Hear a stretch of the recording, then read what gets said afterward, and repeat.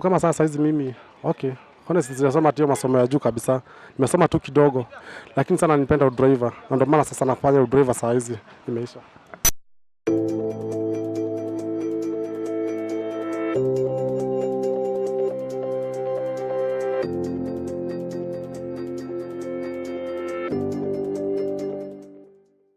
The government has introduced the new education system called the CBC, which is to replace the 844.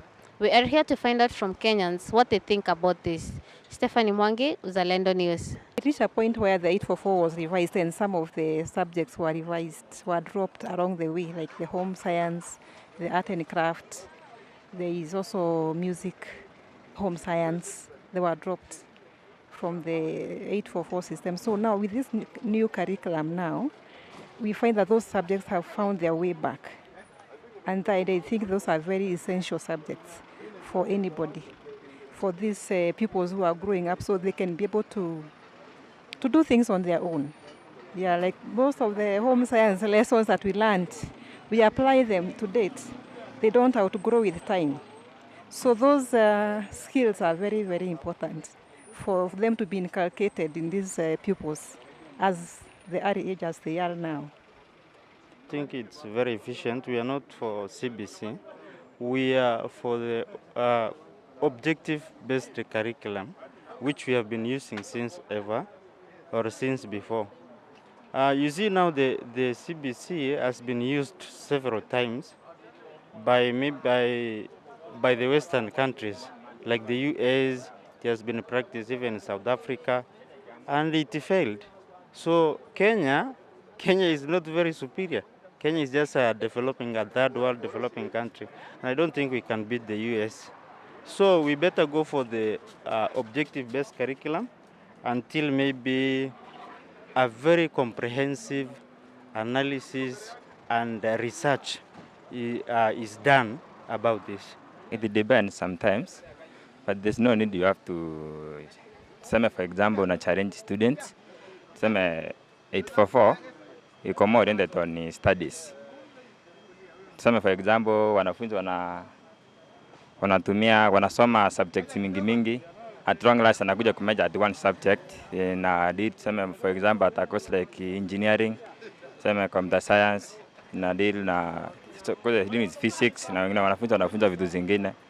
But this ni better, ita change, ni vizuri change ikwe hiyo ya 6 ya 2623. 844 system ina concentrate sana kwa akili ya mtu, na kuna watu wako na skills like talents, na kuna wenye wako na hii tu the brains. So at least the CBC one will favor the rest.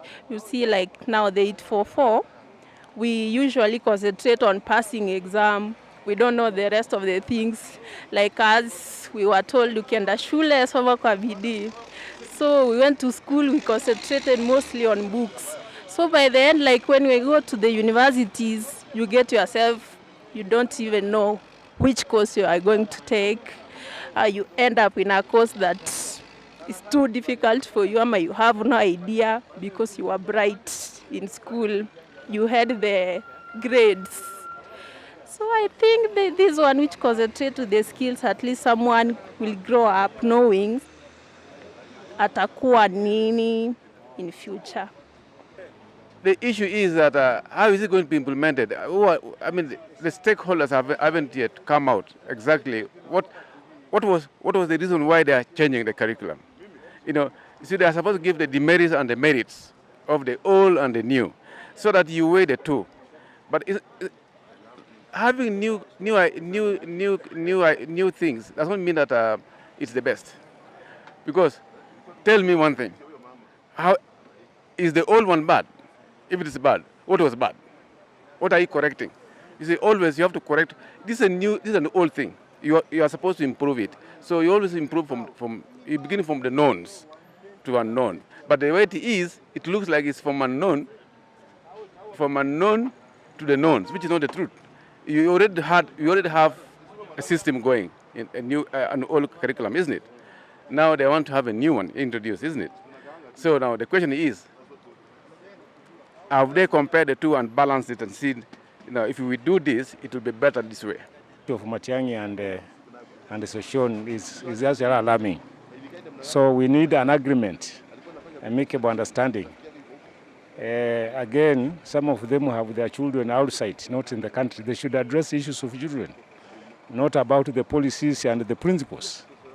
Yeah. It will, because going by the current curriculum, it's all about exams. But the CBC, it's all about skills, which I think it will erase the mentality that some of us have, like you go to school to get a white-collar job. So the other one will be technical, and I believe it will make people to be more open-minded, and hence, as a result, most people, the unemployment gap will be minimized, since everybody will try to implement the skill he or she has gained in school, as opposed to going to class to clear and get a white-collar job. Yeah.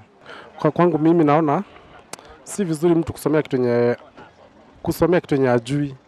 Ni vizuri kuangalia ile kitu yenye iko ndani ya mtoto ili umfunze hiyo ndio ikue. Kwa sababu kama sasa hizi mimi honestly sijasoma hiyo masomo ya juu kabisa. Nimesoma tu kidogo, lakini sana nipenda udriver. Na ndio maana sasa nafanya udriver saa hizi imeisha.